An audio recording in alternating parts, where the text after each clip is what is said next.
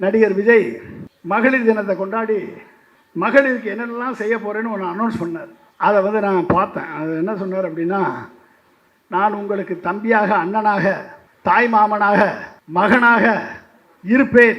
உங்களுக்கும் எனக்குமான உறவு எலெக்ஷனுக்காக வந்ததல்ல, இது எமோஷன் அப்படின்னார்.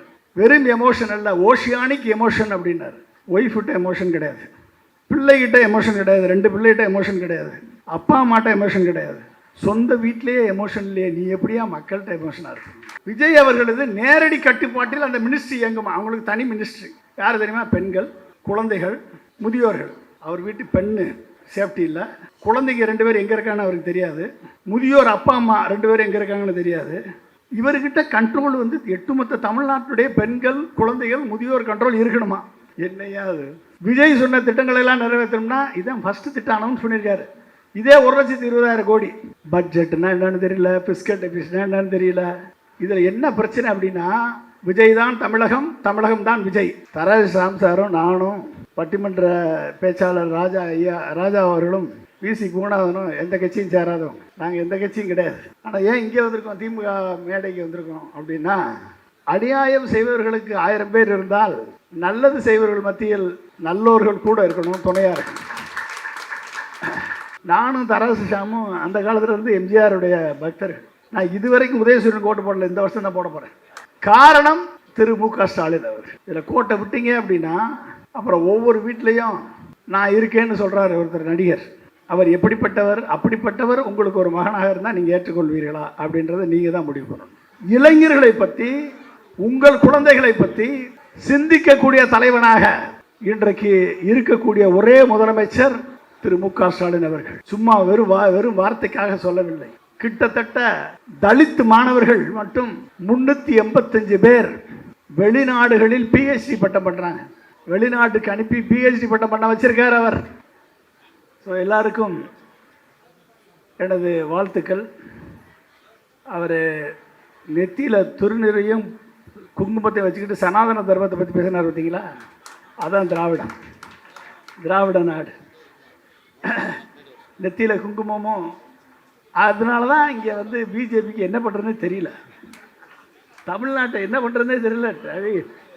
மாதம் ஒரு வட்டம் வந்துடுறாரு பிரதமர், மாதம் 2 வட்டம் வர்றாரு அமித்ஷா, வாரம் வர்றாரு பியூஷ் கோயல். 3 பேரும் தமிழ்நாடு முழுக்க சுற்றுறாங்க, ஒன்றும் நடக்க மாட்டேங்குது. ஓகே, இந்த விழா இத்தனை பேர் வந்திருக்கீங்க. எல்லாருமே ஒரு கருத்துக்கு கட்டுப்பட்டு கருத்தியலை ஏற்றுக்கொண்டு திராவிட சித்தாந்தத்தை மனதிலே கொண்டு இந்த சித்தாந்தத்திற்கு நாம் ஆதரவாக இருக்க வேண்டும் என்ற எண்ணத்தோடு வந்திருக்கக்கூடிய அத்தனை பேருக்கும் எனது வாழ்த்துக்கள், நன்றிகள், வணக்கங்கள். தராஜ் ராம் சாரும் நானும் பட்டிமன்ற பேச்சாளர் ராஜா அவர்களும் விசி குணாதனும் எந்த கட்சியும் சேராதோம். நாங்கள் எந்த கட்சியும் கிடையாது. ஆனால் ஏன் இங்கே வந்திருக்கோம், திமுக மேடைக்கு வந்திருக்கோம் அப்படின்னா, அநியாயம் செய்பவர்களுக்கு 1000 பேர் இருந்தால் நல்லது செய்பவர்கள் மத்தியில் நல்லோர்கள் கூட இருக்கணும், துணையாக இருக்கணும். அந்த ஒரு நிலைப்பாட்டிற்காகத்தான் எந்த கட்சியும் சேராதவர்களாக நாங்கள் இருந்தாலும் இன்றைக்கு தமிழகத்தை சீரும் சிறப்பாக வழிநடத்தி கொண்டிருக்கக்கூடிய தமிழக முதல்வர் திரு முத்துவேல் கருணாநிதி ஸ்டாலின் அவர்களுக்கு உறுதுணையாக இருக்க வேண்டும், அவர் ஆட்சி தொடர வேண்டும் என்ற ஒரே நோக்கத்திற்காக அதுக்கு தான் நாங்கள் 4 பேர் வந்திருக்கோம். காரணம் என்ன அப்படின்னா, ஒரு நாட்டை வழிநடத்தக்கூடிய தலைவன் அனைவரையும் அரவணைத்து செல்லக்கூடிய பண்புமிக்க தலைவனாக இருக்க வேண்டும். ஒரு இன்க்ளூசிவ் பாலிடிக்ஸை ப்ராக்டிஸ் பண்ணக்கூடிய தலைவனாக இருக்க வேண்டும்.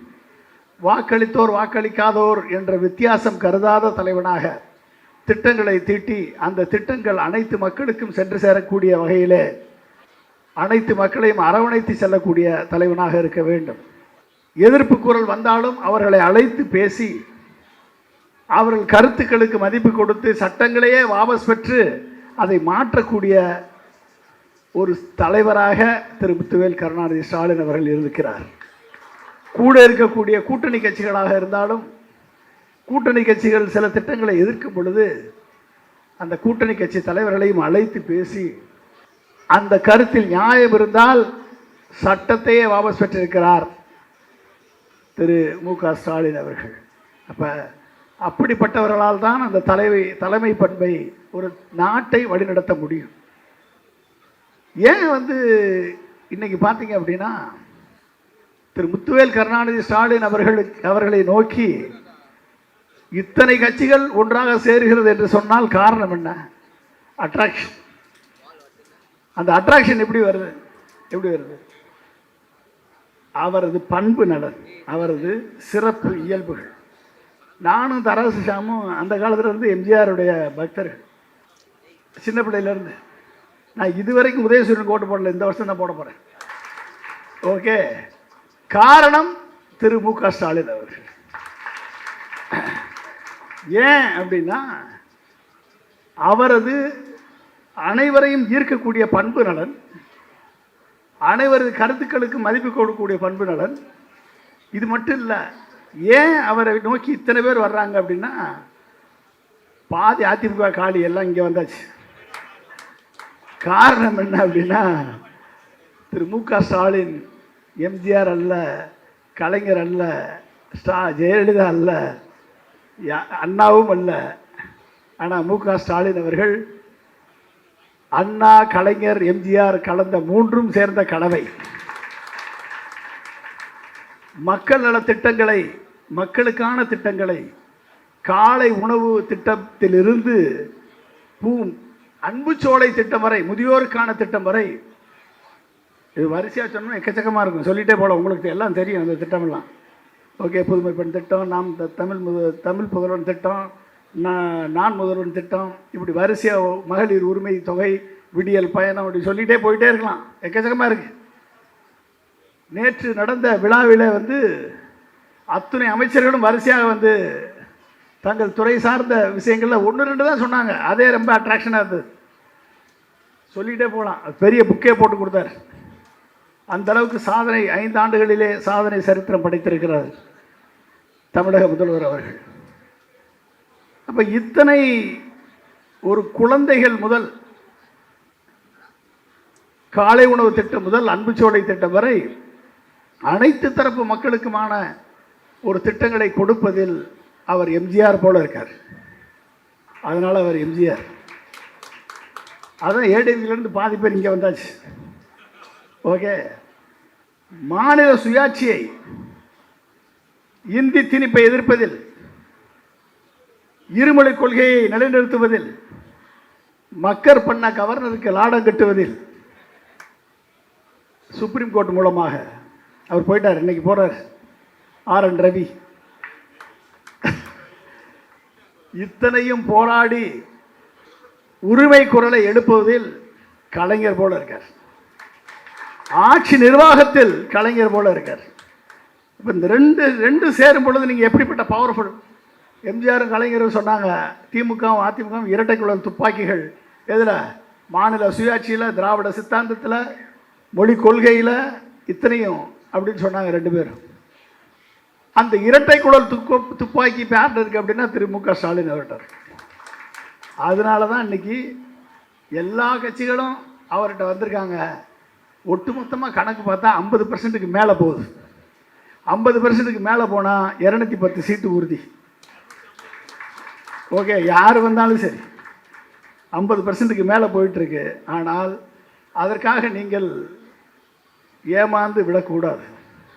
ஒரு சைடு எஸ்ஐஆர் 97 லட்சம் பேரை நீக்கிட்டான், செலக்ட் பண்ணி நீக்கிருக்கான். 27 லட்சம் பேரை சேர்த்துருக்கான். கிட்டத்தட்ட 77 லட்சம் பேர் நீக்கப்பட்டிருக்கிறார்கள். இது எஸ்ஐஆர். ஆனால் அந்த எஸ்ஐஆரை செயல்படுத்தணும். இவிஎம் மூலமாக ஹேச்சிங் பண்ணி பீகாரில் எப்படி ஜெயிச்சாங்களோ, மகாராஷ்டிராவில் எப்படி ஜெயிச்சாங்களோ, ஒரிசாவில் எப்படி ஜெயிச்சாங்களோ, டெல்லியில் எப்படி ஜெயிச்சாங்களோ, இதை பண்ணணும் அப்படின்னா பெர்செப்ஷனை கிரியேட் பண்ணணும். பெர்செப்ஷன் வாரில் வின் பண்ணணும். நாங்கள் இந்த கூட்டணி ஜெயிக்கும் என்ற பெர்செப்ஷன் வாரில் வின் பண்ணணும். வின் பண்ணால் தான் ஜெயிக்க முடியும். அந்த பெர்செப்ஷன் வாரில் வின் பண்ணது திரு மு.க. ஸ்டாலின் அவர்கள் 50% மேலே போயிட்டார். அப்போ இப்போ என்ன பண்ணுறதுன்னு தெரியல. எப்படி மேனிப்புலேட் பண்ணுறது? மேனிப்புலேட் பண்ணால் மக்கள் நம்ப மாட்டாங்க. இவிஎம்மில் போய் மேனிப்புலேட் பண்ணால் மக்கள் நம்ப மாட்டாங்க. 50% மக்கள் இருக்கும் பொழுது இதில் மேனிப்புலேட் பண்ணி மாற்றினா மக்கள் நம்ப மாட்டாங்க. அது எடப்பாடி அவர்களை வைத்துக்கொண்டு எப்படி ஜெயிப்பதுன்னா ஒருத்தருக்கு அமித்ஷாவுக்கு தூக்கமே வரமாட்டேது. இதெல்லாம் வந்து ஒரு சைடு நடந்துட்டுருக்கு. சரி, இது அரசியல். எப்படிப்பட்ட தலைவர்களை நாம் தேர்ந்தெடுக்க வேண்டும்? இன்றைய வாக்காளர்களுக்கு முன்னால் உள்ள சேலஞ்ச் என்ன? இன்றைக்கி நமக்கு முன்னால் இருக்க என்ன சேலஞ்ச்? அடுத்த 5 ஆண்டுகளுக்கு நாம் யாரை தேர்ந்தெடுக்க வேண்டும்? இந்த ஆட்சி தொடர வேண்டுமா, இல்லை இந்த ஆட்சி மக்களுக்கு எதிரான ஆட்சியா, இல்லை வேற எதிர்கட்சியில் இருக்கக்கூடியவர்களை நாம் தேர்ந்தெடுக்க வேண்டுமா, இல்லை புதுசாக வந்திருக்கவங்கள நம்ம கவனிக்கணுமா? இதெல்லாமே கேள்வி, நம்ம முன்னால் வரக்கூடிய கேள்விகள். சார், நாங்கள்லாம் இங்கே இருக்கோம், எங்கள் பசங்கள்லாம் வேற எங்கேயோ இருக்காங்க அப்படின்னு சில பேர் நினச்சா கூட, எப்படிப்பட்ட சூழலில் நாம் அனைவரும் குடும்பத்தோடு கலந்துரையாட வேண்டிய சூழல் இருக்குது அப்படின்னா, இன்றைக்கி நீங்கள் எடுக்கக்கூடிய முடிவு அடுத்த 5 ஆண்டுகள் மட்டுமல்ல, அடுத்து வரக்கூடிய எதிர்கால சந்ததியை நிர்ணயிக்கக்கூடிய தேர்தல். இதில் கோட்டை விட்டால் உங்கள் எதிர்காலம் பாழாகிவிடும் என்பதில் கவனத்தோடு இருக்கணும். இதில் கோட்டை விட்டீங்க அப்படின்னா அப்புறம் ஒவ்வொரு வீட்லேயும்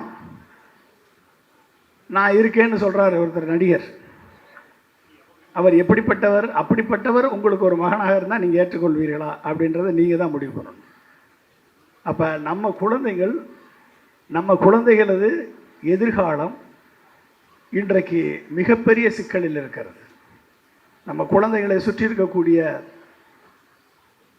பிரச்சனைகள், வேலைவாய்ப்பு மிகப்பெரிய பிரச்சனை. அந்த வேலைவாய்ப்புக்கு இந்த அரசு என்ன செய்கிறது முதல்ல நம்மளுக்கு தெரியும்.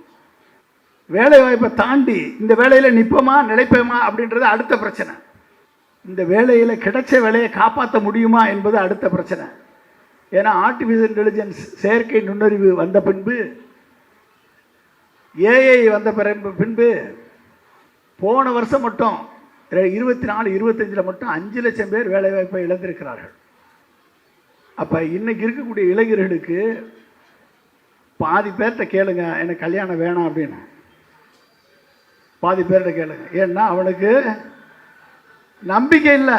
நமக்கு வேலை கிடைக்குமா, கிடைச்ச வேலையில் நிற்க முடியுமா, கல்யாணம் பண்ணால் அந்த பொண்ணை வச்சு காப்பாற்ற முடியுமா, இல்லை நம்மளை விட அந்த பொண்ணு அதிகமாக சம்பளம் வாங்குமா? இப்படிப்பட்ட சேலஞ்சு இன்னைக்கு இருக்குது. அப்போ இப்படிப்பட்ட சேலஞ்சு எதிர்கால இளைஞர்களுக்கு இருக்கக்கூடிய நேரத்தில் எப்படிப்பட்ட அரசு இருந்தால் இந்த சேலஞ்சை மீட் பண்ணி ஓவர் கம் பண்ணி வர முடியும் என்பதுதான் இன்றைக்கி நம்ம முன்னால் அவர்களுடைய மிகப்பெரிய கேள்வி. அந்த அரசு இந்த எதிர்கால இளைஞர்களை பற்றி சிந்திக்கக்கூடிய அரசாக இருக்க வேண்டும். அவர்களுக்கு வேலை வாய்ப்பை வழங்கக்கூடிய அரசாக இருக்க வேண்டும். ஏஐ வந்த பிறகு நீங்கள் தெரியும், மொபைல் ஃபோனில் உங்கள் பசங்கள்லாம் நீங்கள் என்ன நினைக்கிறீங்களோ அதை விட அதிகமாக ஏஐ டூல்ஸை வச்சு உங்களுக்கு காமிக்கிறாங்க. உங்கள் கையை காமிச்சிங்க அப்படின்னா ஒரு ஃபோட்டோ எடுத்து ஏஐ டூலுக்குள்ளே போட்டிங்கன்னா அது கைரேகை ஜோசியம் சொல்லிடும். ஜோசியக்கார வேலை அவுட். கரெக்டாக? உங்கள் வீடை அடுத்து இந்த வீடை டெக்கரேட் பண்ணி காமி அப்படின்னு ஏஐக்குள்ளே போட்டிங்க அப்படின்னா கம்ப்ளீட்டாக நியூ ஆர்கிடெக்சர் டிசைன் போட்டு காமிச்சிடும். ஆர்கிடெக்சர் வேலை அவுட்டா? கேஸ் போடணும், ஒரு வக்கீல்கிட்ட போகணும், என் பிரச்சனை இதுன்னு சொல்லி ஏஐயில் போட்டிங்க அப்படின்னா அதே கேஸ் ஃபைலை ப்ரிப்பேர் பண்ணி கொடுத்துரும். வக்கீல் வேலை அவுட். அக்கௌண்டன்ட் பிரச்சனையை, இந்த கணக்கை சரி பண்ணணும், இந்த கணக்கை பொய் கணக்காக மாற்றணும், ரெட்டை கணக்காக எழுதணும்னு சொல்லி அதில் கொடுத்தீங்கன்னா அதே எழுதி கொடுத்துரும். அக்கௌண்டன்ட் வேலை காலியா? இப்படி ஒவ்வொரு வேலைகளும் டிசைன் பண்ணணுமா? என்ன வேணாலும் பண்ணலாம். ஃபோட்டோவை கொடுத்து, உங்கள் ஃபோட்டோவை கொடுத்து டான்ஸ் ஆட வைக்கணும்னா அது டான்ஸ் ஆட காமிச்சிடும், மாற்றி காமிச்சிடும். இப்படியெல்லாம் இன்றைக்கி டூல்ஸ் வந்துருச்சு.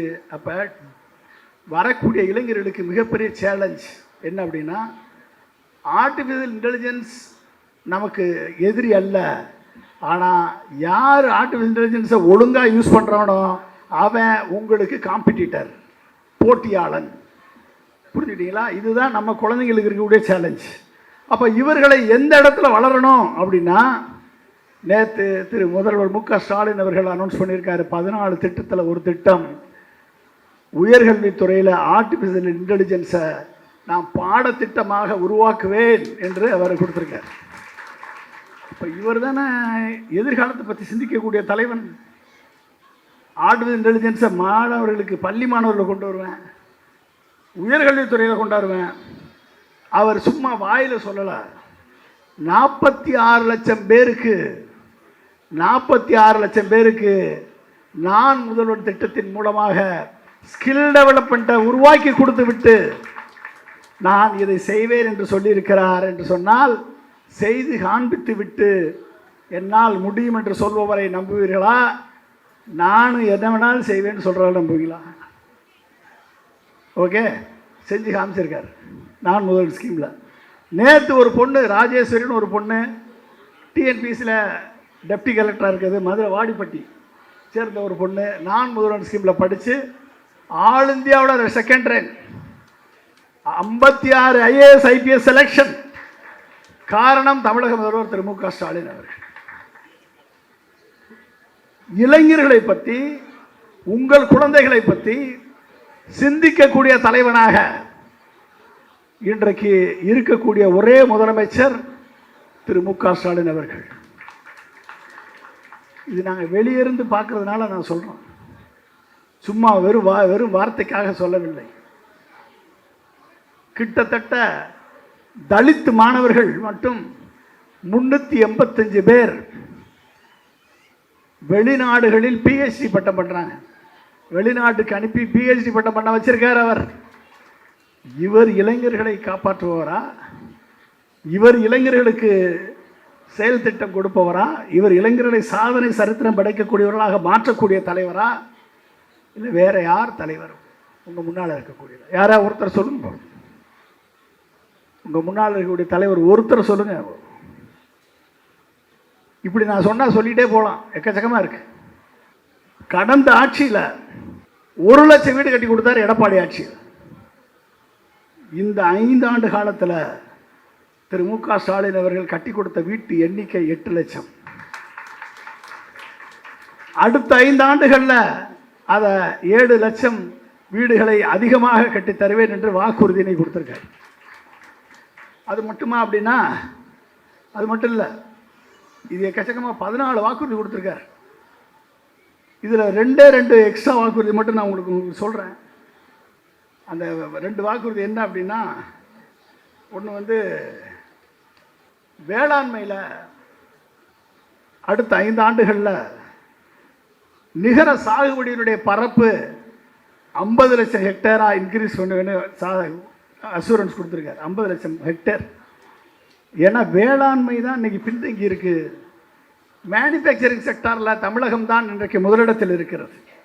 ஓகே, நுண்ணீர் பாசனம் 21 லட்சம் ஹெக்டரில் மைக்ரோ இரிகேஷன், ட்ரிப் இரிகேஷன், 1000 மழைநீர் சேகரிப்பு கட்டமைப்புகள், உணவு உற்பத்தி 125 லட்சம் மெட்ரிக் டன் உருவாக்குவேன்னு கொடுத்துருக்காரு. ஏன்னா இன்றைக்கி 100 லட்சம் டன்னு 90 லட்சம் டன்னு வந்தாச்சு, இது 125 லட்சம் டன் உருவாக்குன்னு சொல்லியிருக்காரு. இப்படி நீங்கள் பார்த்தீங்கன்னா எக்கச்சக்கமாக இருக்குது. இதில் ஒரு முக்கியமான திட்டம் என்ன திட்டம் அப்படின்னா, நகர்ப்புற வசதிகளை கிராமப்புறங்களுக்கு கொண்டு சேர்த்தல். இந்த திட்டம் வந்து செல்ஃப் ரிலையண்ட் வில்லேஜஸ், தற்சார்பு பெற்ற கிராமங்களை உருவாக்குதல். இந்த தற்சார்பு பெற்ற கிராமங்களை உருவாக்கக்கூடிய திட்டம் வந்து மகாத்மா காந்தியினுடைய கனவு. கிராம சுவராஜ்யம்.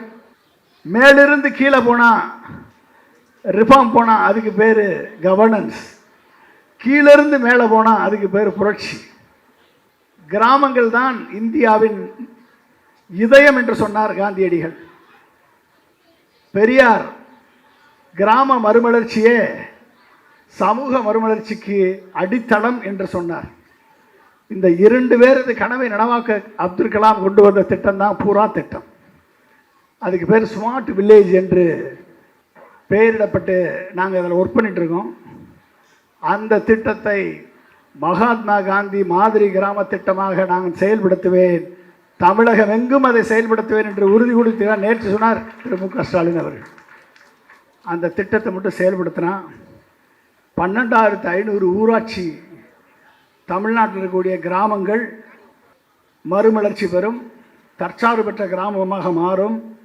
தமிழக முதல்வர் திரு மு.க. ஸ்டாலின் அவர்களது $1 trillion கனவு, $1 trillion கனவுனா 2030 90 லட்சம் கோடியாக நமது பொருளாதாரம் உயர வேண்டும். இன்றைக்கி நம்ம பொருளாதாரத்தை 35 லட்சம் கோடியாக உயர்த்தி இருக்கிறார் திரு மு.க. ஸ்டாலின் அவர்கள். இதில் 90 லட்சம் கோடியாக உயர வேண்டும் என்று சொன்னால் வருடத்திற்கு 8 லட்சம் கோடி பொருளாதாரத்தில் இன்புட் கொடுக்கணும்.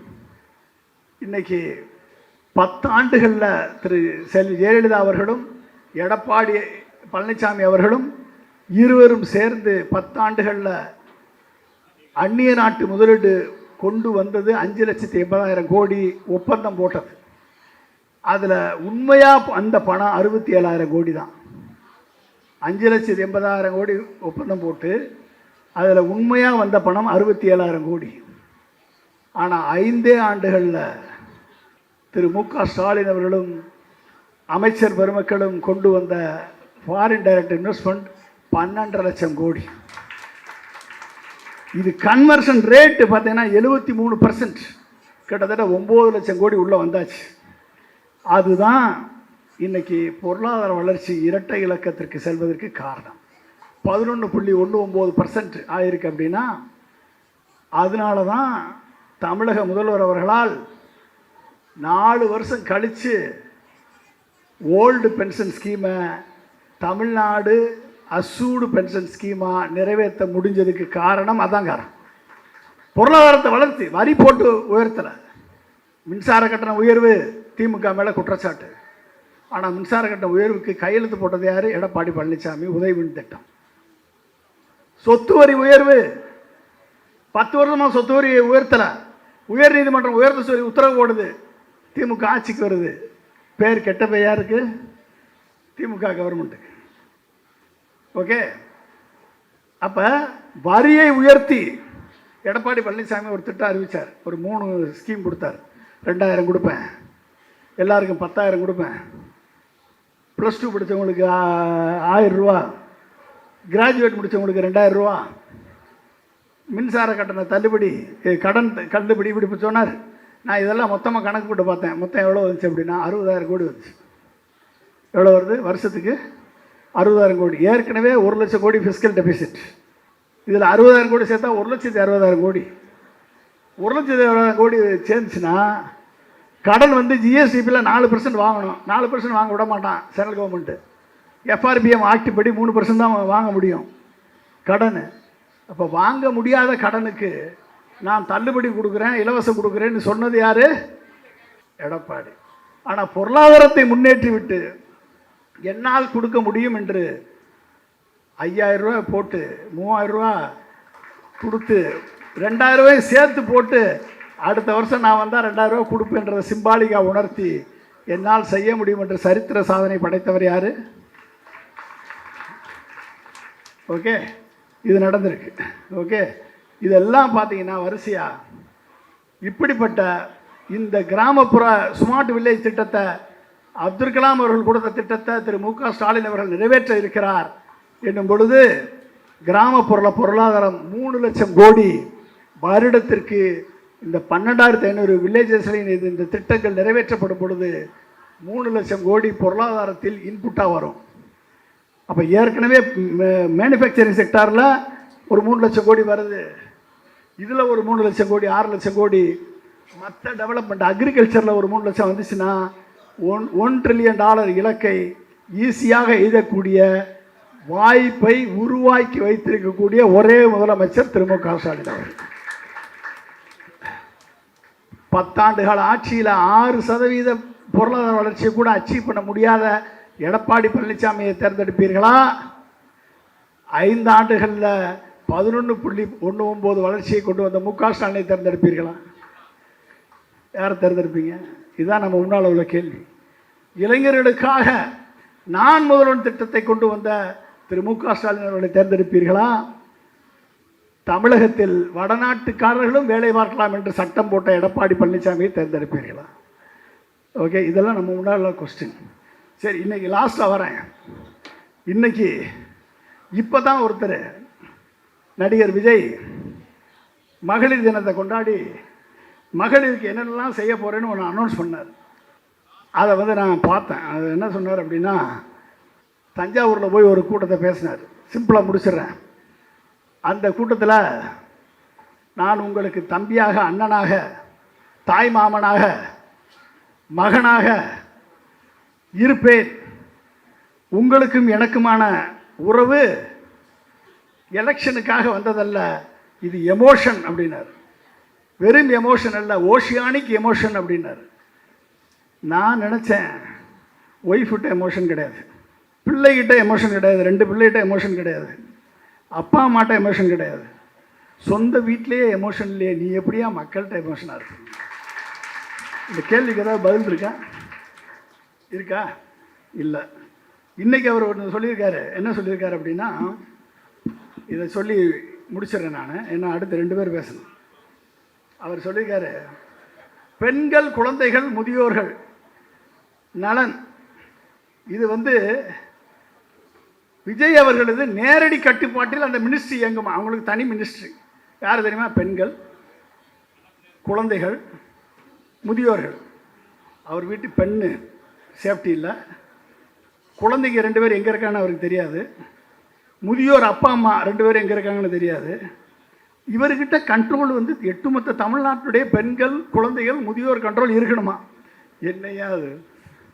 இது நம்புவீங்களா? நீங்கள் யாராவது நம்புவீங்களா? தமிழக மக்கள் நம்புவீங்களா? நேரடி மினிஸ்ட்ரினா என்ன ஆகிறது? என்ன ஆகிறது? சந்திரசேகர்கிட்ட கேட்கணும், சங்கீதாட்ட கேட்கணும், பிள்ளைங்கிட்ட கேட்கணும். அப்போ நாடு சீரழிஞ்சுவோமா இல்லையா? சரி, ஓகே. இவர் வரிசையாக சொல்லியிருக்காரு, மதிப்புமிகு மகளிர் திட்டம் 2500 ரூபா. ஸ்டாலின் 2000 ரூபா கொடுக்குறேன்னாரு, 1000 ரூபா கொடுத்துட்ருக்காரு, 2000 ரூபா கொடுத்துட்டாரு. இவர் வந்தால் 2500 ரூபா கொடுக்குறேன்னு இருக்கார். அன்னபூரணி சூப்பர் 6 திட்டம், 6 கேஸ் சிலிண்டர் கொடுத்துட்றாரா, வருஷத்துக்கு கொடுத்துட்றாராம். அப்புறம் அண்ணன் சீர்திட்டம், திருமணம், 1 பவுன் நகை. 1 பவுன் நகை எவ்வளவுமாப்பா? எவ்வளவு? 1,30,000?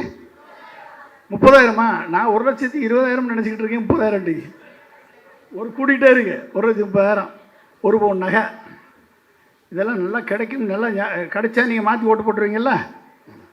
பட்டு சேலை. அடுத்து காமராஜர் கல்வி உறுதி திட்டம், இடைநிற்றல் இல்லாமல் கல்வி படிக்கிறதுக்காக ஒவ்வொரு குடும்பத்து பெண்களுக்கும் 15,000 ரூபா கொடுக்குறாங்க. 5,000 ரூபா. வெற்றி பயணம், எல்லாத்துக்கும் இலவச பெண்கள் அத்தனை பேருக்கு எல்லாத்துக்கும் எல்லா பஸ்லையும் இலவச பயணம். எல்லா பஸ்லையும் 21,000 பஸ் இருக்குது. இப்போ 7,500 பஸ்ஸில் இலவச பயணம் போடுறாங்க. 21,000 பஸ்ஸில் இலவச பயணம். பாருங்கள் என்னெல்லாம் அள்ளி விடுறாங்க. அடுத்து 0 டாலரன்ஸ் ஃபார் உமன். உமன் சேஃப்டிக்காக 500 பாதுகாப்பு படை உருவாக்குறாரு. அஞ்சலை அம்மாள் அதிவிரைவு நீதிமன்றம். அப்புறம் பட்டனை அமுக்குனா பொண்ணே போலீஸ் வந்துடும் உங்களுக்கு. அது ஆட்டோவில் போனாலும் சரி, காரில் போனாலும் சரி, பஸ்ஸில் போனாலும் சரி, பட்டனை அமுக்குனா போலீஸ் வந்துடும். புது திட்டம் கொண்டாடுறாரு. அடுத்து ஃப்ரீ சானிட்டரி நாப்கின் எல்லாத்துக்கும். அப்புறம் சிங்க பெண்களுக்கு மேம்பாட்டு திட்டம், 5 லட்சம் வரை வட்டி இல்லா கடன், 5 லட்சம் வரை மானியம், எம்எஸ்எம்இ கொடுத்தா மானியம். தாய்மாமன் தங்க மோதிர திட்டம், எல்லாத்துக்கும் ஒரு கோல்டு செயின், அப்புறம் பேபி கிட்டு. இதெல்லாம் அவர் சொல்லியிருக்கக்கூடிய வாக்குறுதி. இந்த ஒட்டுமொத்த வாக்குறுதியும் நான் காரில் வரும்போது கணக்கு போட்டு பார்த்தேன். மொத்தம் எவ்வளோ வரும் தெரியுமா? 1,20,000 கோடி. எவ்வளவு? 1,20,000 கோடி. ஏற்கனவே 1 லட்சம் கோடி டெபிசிட். எடப்பாடி சொன்ன 6 திட்டங்களையும் நிறைவேற்றணும்னா 60,000 கோடி. அதுக்கே கடன் வாங்க முடியாது. விஜய் சொன்ன திட்டங்களெல்லாம் நிறைவேற்றணும்னா இதான் ஃபஸ்ட்டு திட்டம் அனௌன்ஸ் பண்ணியிருக்காரு. இதே 1,20,000 கோடி. பட்ஜெட்னா என்னன்னு தெரியல, பிஸ்கட் டெபிசிட்னா என்னன்னு தெரியல. கடன் வாங்குறதுக்கு உன்னை விடுவானா விடாதன்னு வாங்குறதுக்கு திட்டம் போடணுமா இல்லையா? உங்கள் வீட்டில் குடும்பத்தில் நீங்கள் கடன் வாங்கணுன்னா இவ்வளோ தான் வாங்க முடியும் அப்படின்ற ஒரு அளவு இருக்கா இல்லையா? இது வாங்கினா தான் கட்ட முடியும்னு உங்களுக்கு தெரியுமா இல்லையா? கட்ட முடியாத கடன் வாங்கினா என்ன ஆகும்? கந்து வட்டிக்கு வாங்கினா என்ன ஆகும்? தூக்கு போட்டு தற்கொலை பண்ணி சாகணும். இதில் என்ன பிரச்சனை அப்படின்னா, விஜய் தான் தமிழகம், தமிழகம் தான் விஜய். அவன் செத்துட்டா பரவாயில்ல, ஒட்டுமொத்த தமிழகத்தையும் ஜாக வச்சுட்டா என்ன ஆகிறது? ஓகே, பாருங்களேன், ஃபிஸ்கல் டெபிசிட்னா என்னன்னு தெரியல,